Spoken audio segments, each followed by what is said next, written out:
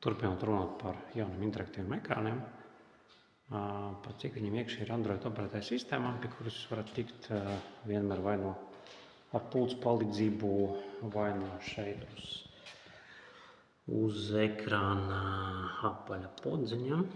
Jā, mēs uz to sākuma ekrānu nokļuvām. Tad šeit jūs varat atrast vai no whiteboard, vai no balta tafela aplikācijā. Un šeit atbilstoši mums ir pieejami rīki.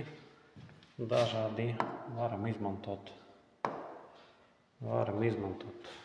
pirkstu vai to rakstam rīku un rakstīt lekciju studentiem šādi te veidi. Jā, tad, protams, var pievienot vairākus slaidus, tad teikt vairākus ekrānus un turpināt tādu te veidu.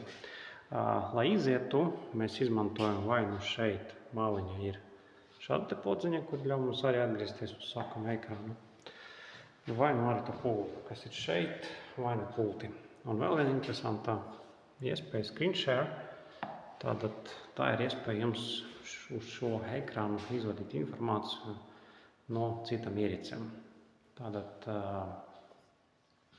caur speciālu aplikāciju, respektīvi no portīvo datoru studenti var, vai sapulces laika, vai arī cilvēki var dalīties ar informāciju un rādīt uz kopēja ekrāna.